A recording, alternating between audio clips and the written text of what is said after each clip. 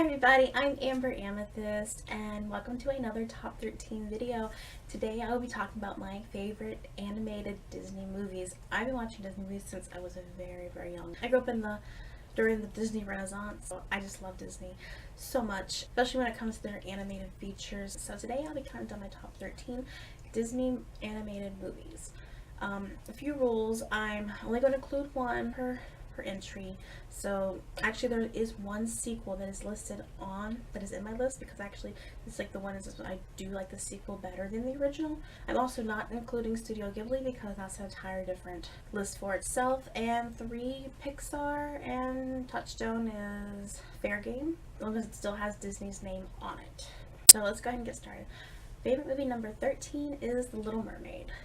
I remember this movie came out when I was one or two, because I remember the kids when I was in preschool, the kids were actually singing Kiss the Girl and I not seen the movie. I actually did not end up seeing the movie until 3rd grade, but I really do like it. I love the music. The music is one of my favorite parts of the movie. Like all the songs in there, I love singing. Part of Your World, I love that song. Poor Unfortunate Souls is one of my favorite villain songs. I really like the character of Ursula. I really like how much personality she has and how much personality is in her personality is in that song. Under the Sea, Kiss the Girl, great songs. I just really love the music. The animation is beautiful. Ariel, her way her hair and her fins move through the water is just so pretty to watch. Like the movie, if it even had no dialogue, if it was just music and animation, it'd just be so gorgeous to watch, just because it is.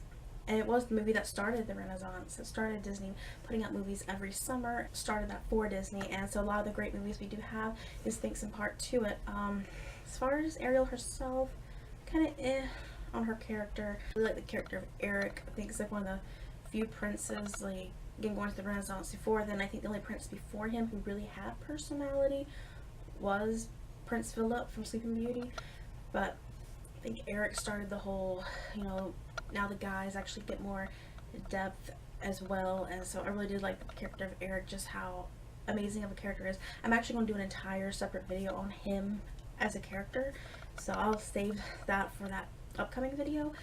But Little Mermaid was a great movie, great move for Disney, very crucial moment for Disney animation itself with Little Mermaid, and that is why it is at number 13. Number 12, and this is actually one I do not see a lot, but it is one that I do hold dear to my heart, and that is the Aristocats.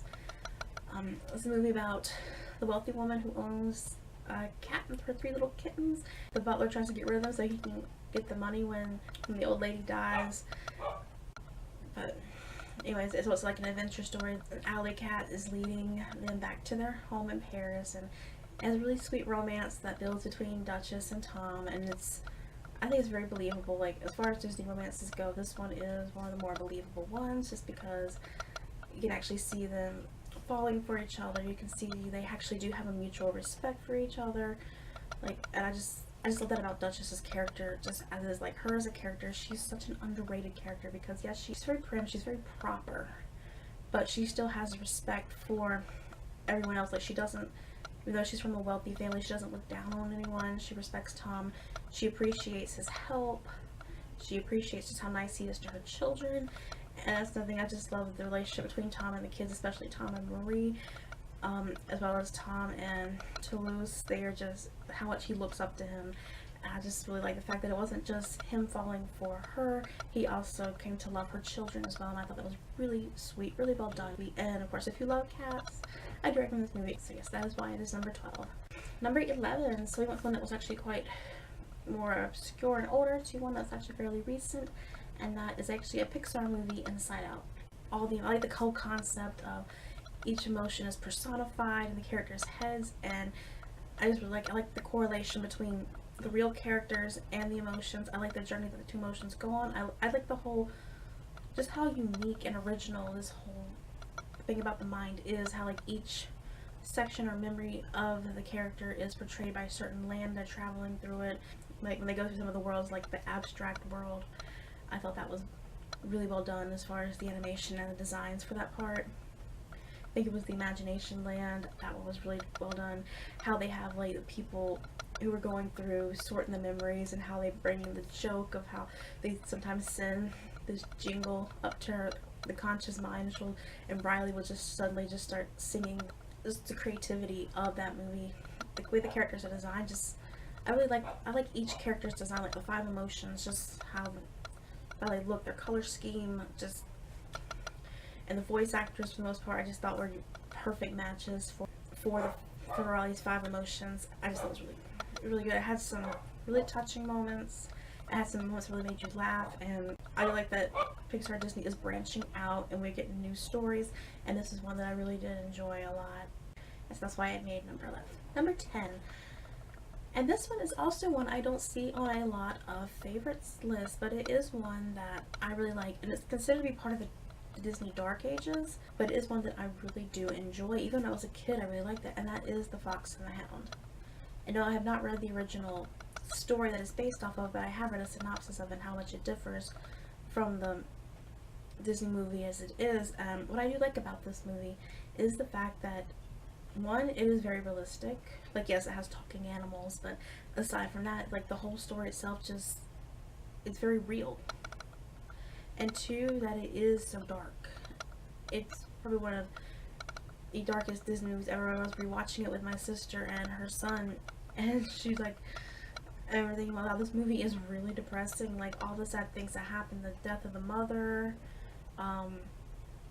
the dog getting injured by the train, pretty much the saddest scene I've ever seen in a Disney movie, and that is when the widow has to give up Todd, where she has to drop him off for his own protection at the game preserve, and it's such a sad moment. Like, you can see it.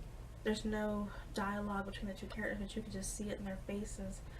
This is probably, like, I think the most realistic Disney movie there is. There are no supernatural elements in this movie at all. Everything, aside from the talking animals, is just, real life. Even the setting. Another thing I like about this is the setting. Much the very rural setting. Like, this actually does feel like a real place during that time.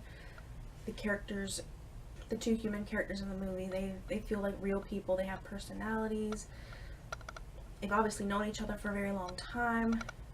Just how real these 2 characters are. And even though the animal characters are relatable, like, I love Big Mama. She is just such a sweet, nurturing character.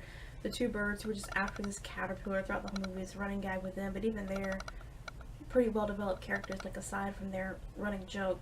And the relationship between Todd and Copper, their friendship is so sweet and so genuine, and it just makes it that much sadder when they have to break apart. I like the animation. Like, I love the colors that are used in the opening sequence. Just the colors of the background are just so pretty, so mesmerizing. And the way they move, like, a lot of the animals where they move is just very, it's like the animators did their research. So it feels like very real to the way those real animals move in real life. The scene with the bear is terrifying. Not only is this one of the saddest Disney movies, but it's also one of the scariest because it does have a lot of really scary scenes, like Todd's first night in the woods, and the whole scene with the bear, the train hitting the dog is something when you think of Disney. It's not one of the first things that come to mind, but I do like the risks they took with it, and I do respect them for it, and I think it really showed in this product. So it may not be one of the most popular Disney movies, but it is one that I really do enjoy, and so that is why it made number 10 on my list. Number 9. Okay, so I said in the intro that I have one sequel on this list, and this is the one because I do really enjoy the original movie. The sequel, I just love it so much more, and that is Cinderella 3: A Twist in Time. So I did like the original Cinderella animated movie. Cinderella is very iconic, a very popular character, but I like the third one a lot better. I love the development for Anastasia. I love the story of it more. Well, yes, Cinderella was an interesting story, a very popular story. That's many cultures have their own version of this story. Just like, it's just such a very common and well-known and loved story. I still like the sequel better. You take a character who wasn't very well liked in the first movie and give her her own story. Like, I just thought it was very sweet to see her and the prince getting along pretty well. But what I really liked was the relationship between her and the king. He loved and respected her, and the last scene they had together with the shell, I thought that was just so sweet. I also like the relationship between Anastasia and Cinderella in this movie. It just gives a lot more than we see in the first movie. Just see Anastasia just being a brat, and Cinderella just having to take the abuse, but actually getting to see Cinderella and asking, like, do you really love him? And I just thought the ending between the 2 of them was where they reconcile at the end was just really sweet. I also like the prince gets a lot more development in this movie. And so in the first movie he had like maybe 1 or 2 lines in the whole movie, but in this one he actually gets personality. He gets to have some lines. Like, he does feel a lot more like Eric from The Little Mermaid in him. But I just really like the whole story. But I like the fact that what would have happened if the stepmother got a hold of the wand and she was able to change everything. Like, actually see Cinderella having more active role in the movie, how she goes to the castle, tries to get her happy ever after back.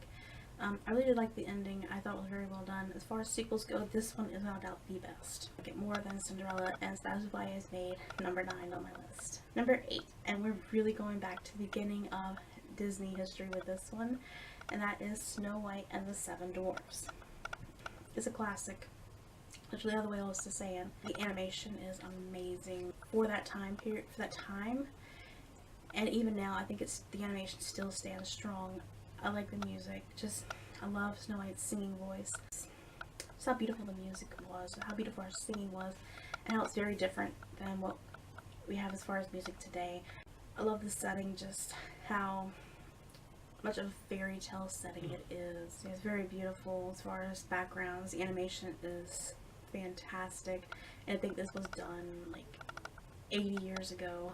So yes, I think this was the first feature-length Disney animated movie, and it shows why it was such a success. It was just, like, even today it's such great animation. I enjoy watching it. It has a lot of scary imagery in it. Like, when Snow White's going through the woods, just how horrifying those images, like her mind is playing tricks on her, the logs turn into crocodiles, like all the trees have these glowing, scary eyes. I remember I did watch those scenes a lot when I got the movie on VHS. It's because I was oddly fascinated by scary things as a child. I don't know. I don't understand either. But so I would rewatch that scene over and over again just because it was so terrifying. And the transformation where the queen turns into the hag, that was scary. The bit with the vultures like watching as she's going to go murder her stepdaughter. I think the best thing about the movie are the 7 Dwarfs. They're just such great characters. They're entertaining, just how protective they are over Snow White, just how they're just so willing just to take her in. The Dwarfs were too, like, they actually were willing to, pretty much they could have been put to death for hiding this fugitive, but they didn't care. They knew what the queen was doing was wrong, and so they hid her. And I really love the character of Grumpy in this movie, like how he went from not liking her to warming up to her, and just like when it's suspected that the reason the animals are going crazy is the fact that the queen might have her, just how he was the first one to jump into action. How they just chased her down after they caught the queen. They just chased her down, just ready to take revenge on this woman who hurt someone very dear to them. Like, I just love the relationship they had with Snow White, how they viewed her as a friend, and I thought that was very, very, very well done. Like, for Disney, and a lot of people make fun of Disney for their short romances, like how like they meet, next day they get married, but I really think this is like the first one, but just the fact that they had such a strong platonic relationship with Snow White. They didn't view her as, like, they thought she was pretty, but they weren't interested in her for her looks. They weren't interested in her because they wanted her romantically or anything. They saw her as another human being. They saw her as a friend, as an equal, and the point that they were just so enraged to find out that she had just been killed, or they thought she had been killed, and just ran after the queen, ready to get their revenge on her. I just thought that was really well done, just a strong relationship they had with her. And Snow White herself is such a sweet, likable character. So yes, I do love the movie Snow White and the 7 Dwarfs. I think that it was phenomenal for its time, and I still think it holds strong today. That's why it made number 8 on my list. Number 7 is another one from the Disney Renaissance, and that is Hercules. I remember when this movie came out, and I loved it. Like, when I first saw the previews for it, I was already ready to see it. And yes, I know it is not accurate to the mythology, but I still found it very enjoyable. I like the style of the character designs and animation. I like the style of it. I love the music. That is my favorite part of the movie. is the music. Like, the songs are just so catchy, they're upbeat, they're interesting. I love Won't Say I'm in Love, I love Zero to Hero, I love The Gospel Truth. Like, just all these songs are just amazing. I think my one thing is the fact that Hades does not get a villain song. I think that would have been very enjoyable to see. I like the character of Meg. She's strong, she's independent, and she's so different from every other Disney female we've had so far, because the fact that she started out as a villain, but she worked for the bad guy. And I just like the fact that this is the first time we've actually seen this. I think this is the first time we've seen this done, is that the hero didn't even know, but because she fell in love with him, she was able to change. She changed her mind, her heart, and she joined the good guy's side. And I just thought that was very creative for her to do. I like the main character of Hercules. He's very relatable. I like the fact they take something which is usually considered to be such a pro, which is his strength, his super strength, and actually gets him into a lot of trouble when he's younger, and until he's able to learn, he actually has to learn. And that's another thing I do, is I do respect the fact that he actually had to learn how to use his gifts in order to do good with it. I like the relationship he has with Phil. I like the whole coach and student, eventually friendship relationship they have. I love the villain. Like, Hades he's just so enjoyable to watch. He's so funny. He's so different from so many other villains in the Disney lineup. Just to have a conversation with this guy would be so funny, because just the way he talks. Like, as far as charisma and Disney villains, he's definitely towards the top. So, still scary though. Like, when he gets angry, you wanna be far away from him. But I just like the fact that it is so original, and I love the muses. The narrators of the story, they're singing, just how much personality they have. I just love them as characters. The fact that the narrators are still characters. It's still such a good, clever movie. And that is why it is number 7 on my list. Number 6.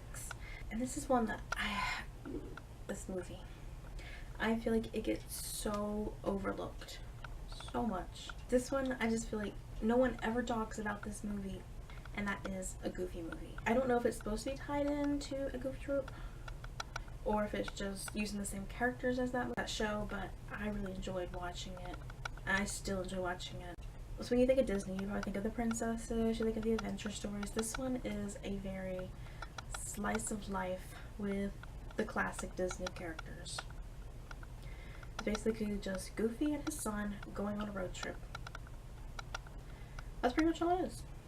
Father and son bonding as they go on this road trip. So basically they're going, the principal overreacts because of his stunt Max does the last day of school, and he tells Goofy this crazy tale about how he's going to end up in prison and ultimately death row if he doesn't get a grip on him. And so Goofy decides to take him fishing, and Max just finally got asked on a date by the popular girl that he's been in love with, and this fishing trip is going to interfere with him being able to go to this party. And instead of him just outright telling his father, he ends up trying to trick him into taking him to the concert instead because of some lie he told her before he left.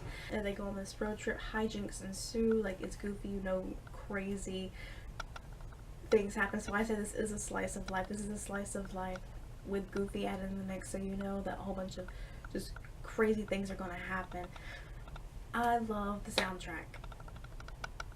Every single song in this movie is so memorable. I think the 2 most popular ones are Eye to Eye and Stand Out, because those songs sung by Powerline, who is like the superstar of this world. He's very much like a combination of like Michael Jackson and Prince, but it's just, his music is great. And the other songs in there, like After Today, On the Open Road, even the song they sing at the Possum amusement park, it's just, they're just such great songs. And this movie is incredibly 90s. Like, there is so much 90s culture in this movie.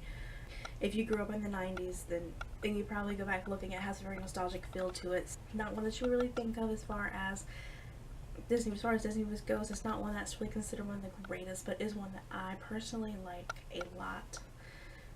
It is one that I really liked a lot as a kid, and is one that I still relate to very much as an adult. It's one that, if I'm picking a Disney movie to watch, this is one of the top ones I will choose. just because it is still very relatable today.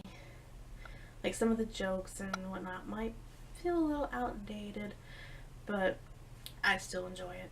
And that's why it made number 6 on my list. Going to number 5, and that is Mulan. I really love the story of Mulan. I think it was 9 or 10 when it came out, but I just really enjoyed it. I like the story. I like the fact that it is also a bit darker, a bit more mature. The fact that even though this movie is made for families and children, it doesn't shy away from the dangers of war. So it shows like perfect scenes. There's a scene where they actually show Mulan has been cut. Like, she has what could be possibly a fatal injury. It's implied how they kill the messengers. So it doesn't back down as far as the danger in this movie. I also really like the setting and the art style for it. You just look at the setting and just tell that this is like ancient China. It is so pretty. The colors, I love the way it's done. I love just the whole setting just feels very real. And I like the character, like the main character Mulan, that she willingly put herself in danger to save her father, who she knew would not have made it alive back from the war. Like, it's just very well done. Again, like the songs, the music, Honor to Us All, like, I just really love that song. Like, I actually do play that song sometimes when I'm putting on my makeup and getting ready for the day, just because it really does put you in a mood for getting dressed. Reflection, I've loved that song ever since I was a kid. And of course, everyone's favorite, Make a Man Out of You, just like very, very upbeat song, really gets you going, gets you moving. Of course, Girl Worth Fighting For is very funny. It's lighthearted and sweet, which leads into one of the most dramatic, more intense scenes in the movie. So it's just great music, just all around great music, just great soundtrack. Enjoy listening to. I already mentioned the art style. I really do like how the art is done, especially in A Girl Worth Fighting For. Like, just the art they use, just how it does have like this whole ink painting feel to it. Also in the opening credits. So yeah, this is a great movie altogether. Just one of Disney's best, in my opinion. And that is why it is at number 5. Number 4. I love this movie. I love this movie. I know a lot of people are split on this one. They either really love it or they really hate it. And the reason a lot of people hate it is because they feel it's overrated. But you know what? I don't care what they're going to say. I love this movie. And that's why Frozen is number 4. I love Frozen. I got a whole bunch of little Frozen figures.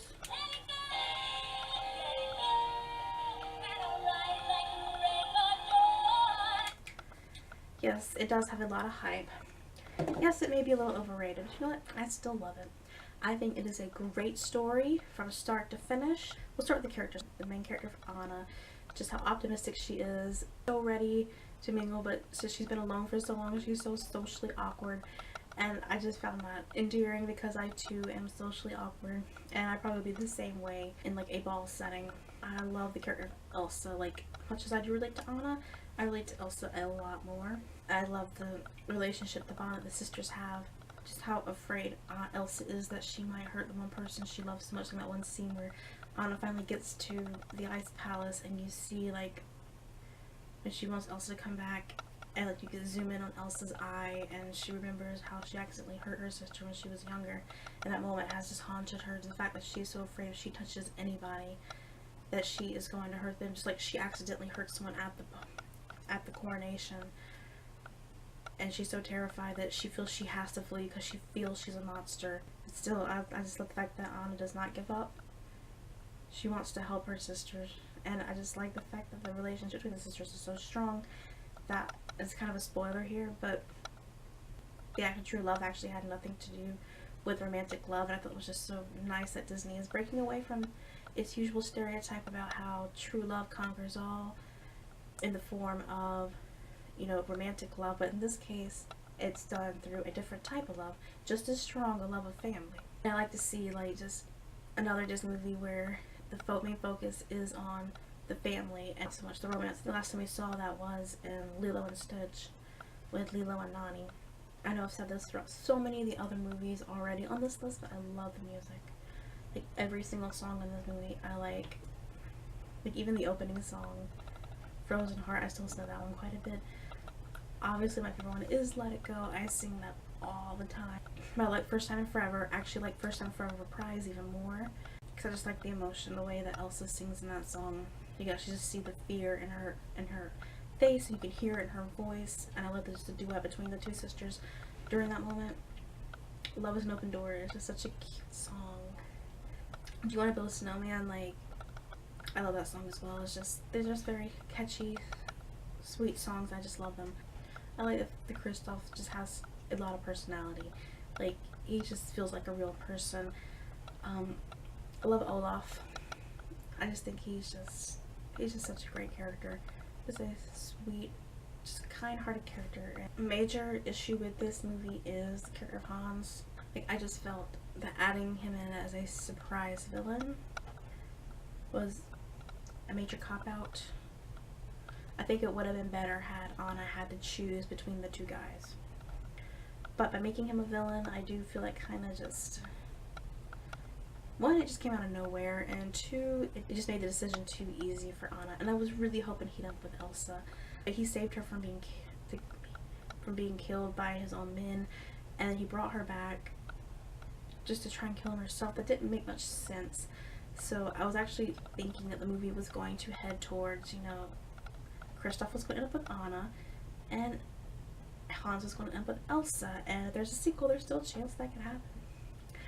But yes, I still do ship them. Love the animation, love the character designs, love the outfits. Like, the outfits are so pretty, like, just how ornate their costumes are. Those pretty floral designs they have, like the girls have on their dresses, I love that. I love the castle, I love the setting. Like, it's just so pretty. Just the landscape views of this kingdom are pretty. So yeah, some people do think it is overrated, but personally, I don't care. I'll watch it a lot more just because I enjoy it so much. And that is why it's number 4 on my list. Number 3. And this is one that people actually do forget is Disney. I guess because it's not really Disney Animations, it's Touchstone, but that is The Nightmare Before Christmas. So it's my favorite Halloween movie, and yes, I still watch it at Christmas sometimes too. I watched this movie so many times, it's ridiculous. I like just the creativity of the holiday worlds. I like the animation. I like the character designs. I love the music. I just like the whole concept. What if, you know, people from Halloween Town took over the holiday of Christmas? And I think this is so well done, especially during the making Christmas scenes. I just love this, how the images are juxtaposed between the elves at the North Pole making the toys compared to the residents of Halloween Town making those same type of toys, just in a more morbid fashion. I like the fact that this movie is very timeless. Like, you can't tell what time period this movie is supposed to be taking place in. So it could be a couple years in the past, it could even be in a distant future, maybe even entirely different universe. I just like the fact that, so because it's not dated, it doesn't have any outdated jokes, so it is timeless and it still stands the time, it still is enjoyable today as it was back in '93. I just love the whole creativity of this movie. The characters, just the way all these characters are designed. Obviously Jack himself, Sally the Ragdoll, Oogie Boogie, probably the most interesting Disney villain as far as design. Like, he's a burlap sack full of bugs. His personality is amazing. His song is great. Even though he's torturing and killing you, he does it with such an entertaining jazz number. I do like the fact that the images are creepy, but not so much that it's going to be like absolute nightmare fuel. I love some of the residents they have, just the way their character design is, like the clown with the tearaway face, the undersea creature, the guy who has the melting face. Is just like, so much creativity went into designing these characters. I love the music. I own the soundtrack. I listen to it a lot, especially during Halloween time. Like, This Is Halloween, listen to that song. I put it on every single Halloween CD that I make. I like make one like every year, every other year, and some version of that song, whether it be the original, whether it be the Marilyn Manson cover, the Panic at the Disco cover, I always do include that song on a Halloween CD. I love Jack's Lament, and I also like, not really a reprise, but like a follow-up with More Jack. How it sounds similar, but just how much his opinions have changed. I love that. I love Sally's song. Like, I sing that song so much. And just your uniqueness of the setting, like the cemetery with the swirling hill, the iconic landmark. This movie is just so much is on. Clear, you look at a scene from that movie and you know it's from that movie because it just has its own unique style as far as characters, as far as mood, as far as set design. I do appreciate that it is different and that Disney took the risk in making this movie because I enjoy it a lot. It's one that I enjoy watching every Halloween, and it is my third favorite Disney movie. Number 2, and number 1, number 2, it was a hard decision because I love both these movies so much, but I had to pick one, and that is The Hunchback of Notre Dame. So when you talk about movies that are unconventional and dark, this is one that will get recommended a lot because it takes the story. And I'm sure I'm going to tell you, I've read the book and I've seen the Disney movie, and I love both of them for what they are. If you're looking for an exact replication of the Victor Hugo novel, you're going to be disappointed. But if you go in knowing that it's Disney's take on the story, then you will like it. And I do like the fact that it still does stick to the overall mood of the story. It's very somber, it's dark, it shows like just how horrible people can be. A lot of the characters have been changed from the book, so like I think every single character in the movie is different from their book counterpart. But I actually think it actually does work out. I actually like a lot of the characters better in the movie than I did in the novel. So let's go talk about what's so great about it. I love the architecture. I just love just how well they took this landmark and made it and animated it into this movie. It's just so pretty, it's vast, it's huge. It's just such an important part of the movie because that's where a lot of the movie takes place, is in this cathedral. But I just love just how powerful it is. There's just one scene in the opening song, Bells of Notre Dame, where Frollo is about to kill the baby and the Archdeacon stops him and he looks up at the statues on the cathedral, and it's just quite a haunting moment, and I just loved it because you actually do feel the fear of Frollo. I saw this movie in theaters when it first came out, and I still remember just how powerful that scene was. Hands down, my favorite part of the movie is the music. Like, I listen to the soundtrack all the time, especially my 2 favorite songs, which are God Help the Outcasts and Hellfire. I love those songs. They are so powerful, they are so beautiful, but also Bells of Notre Dame is just a great opening song. It's dramatic. I love the Latin choir, and the Latin choir is something that happens a lot throughout this movie. It's done in Bells of Notre Dame, it's done in Hellfire, it's done in the climax of the movie. It's just something I just really love the choir in this movie. The songs are great. I love the comparison between the 2 songs that are done simultaneously. That is Heaven's Light and Hellfire. Like how in Heaven's Light, Quasimodo is just praising Esmeralda being this angel, and then in Hellfire it just switches when Frollo's the villain song, and Frollo is just having a prayer. The song's pretty much a prayer, just like begging for help from what he thinks is this horrible demon. So like Quasimodo views her as an angel and Frollo as a demon, and I think this is really well done. Like, it's just such a powerful song. Like, Hellfire is just a great song. The visuals in it are amazing, and it's like the choir. Just love the choir. God Help the Outcasts. Love that song so much. It's so pretty. It's also very dramatic and powerful. Like, this is basically Esmeralda's like emotional moment. How she's just absolutely just disheartened by the fact that her people are treated so horribly. And one, two, the characters. Esmeralda is my favorite character in this movie, and I just like her so much more than I did in the book. The book, I didn't really like her character too much, but this one I just love just how much character she has. How she's the one person willing to stand up against injustice, against cruelty, because she sees it, and she's just so disgusted that all these other people are joining in instead of standing up for what's right. Also, Phoebus, another character who I did not like in the book, like him a lot more in the movie. Also horrified to see things that he's seeing happening under his new boss. He's also one of Quasimodo's, other than Esmeralda, his first true friend he has. And of course, can't tell me without talking about the villain of Frollo, who is my favorite Disney villain thus far.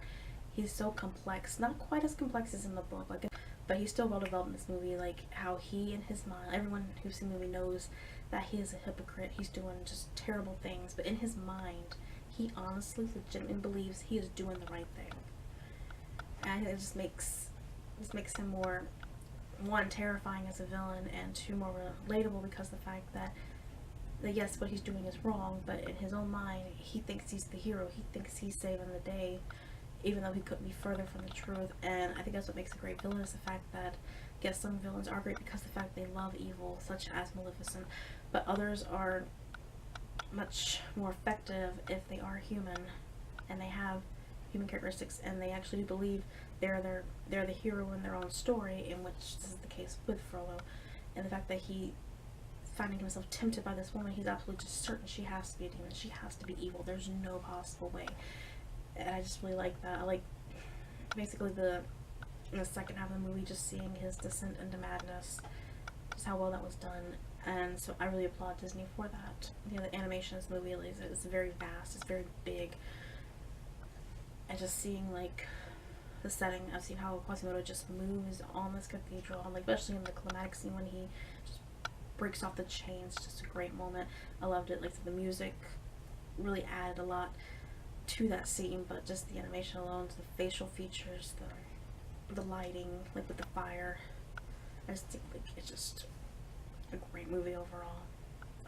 My one issue with it is, of course, an issue a lot of people have, and that is the gargoyles. I feel that those characters ruin what could have been easily the best, most adult Disney movie they had. But they threw these characters in, and it just ruins it, because the rest of the movie is just fantastic. I love it. I love the music, characters, setting, love the setting. It's just, and the story, I just like how different the story is from a lot of other Disney movies. They took a risk with it. It's one of Disney's best, in my opinion. So before I get to number one, here's a list of some of the honorable mentions that didn't quite make the list because there are so many great Disney movies. I couldn't include them all.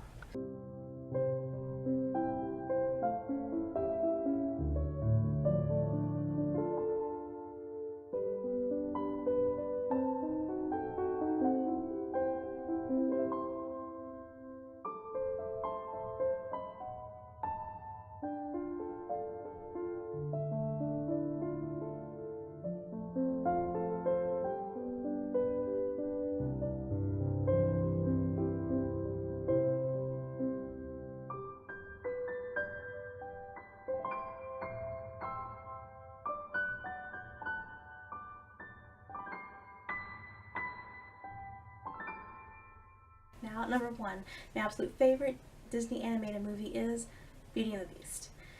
A great movie. It's got beautiful animation. It's got just one of the best stories Disney has ever told.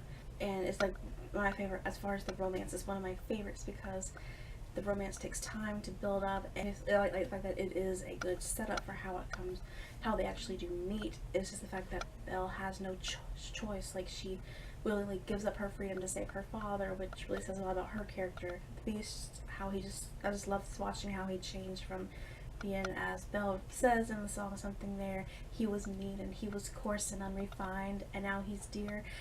I like that song, and so I just really love that they actually see that. You see him transform between being this cool monster into being this amazing creature she falls in love with, and we as an audience also come to fall in love with him as we get to see the real him when he changes by having someone who shows him love and kindness. Like, actually get to see, like, for the first time he shows compassion. Like, when he first is introduced in the movie, you get how he was just like selfish and he was just unkind and just rude and is a very unlikable person.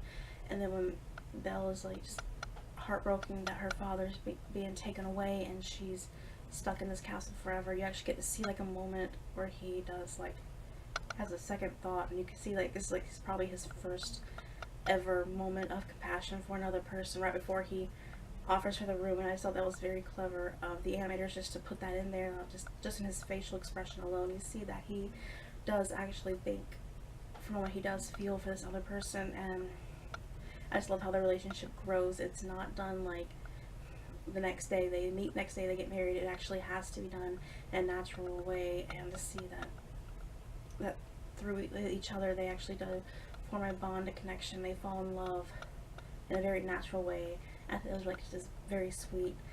I like a lot of the supporting characters, like Mrs. Potts and Lemire and Cogsworth. They're all just great characters with such full personalities, and I just love the fact that these side characters were given such great personalities that bring so much inward energy and life to the scene. I think this is actually kind of funny to say that these animated, inanimate objects bring so much personality and life to the screen. It still has such dramatic moments. Like, my favorite scene in the movie is when Beast does save Belle from the wolves. But that's just like one of the best scenes like in any Disney movie, especially in that one. I just really love to see he finally does show his caring, protective side towards her. That woman he just scared away from the castle, and I just thought that was just a great moment. So you had development for both Beast and Belle as characters and as a couple as they do progress in the movie. Oh, this is a great message about loving the person for who they are. And even more, I think even a greater message is that love can change a person. Love can bring out the best, and that's a quote from Frozen. But in this movie it is shown that the fact that she still did care for him and brought out his best. The villain they have in the movie, how he's just an average ordinary guy, but he uses his power and basically his status of being the strongest and the leader of the town. While those would sound like good traits, he uses them the wrong way.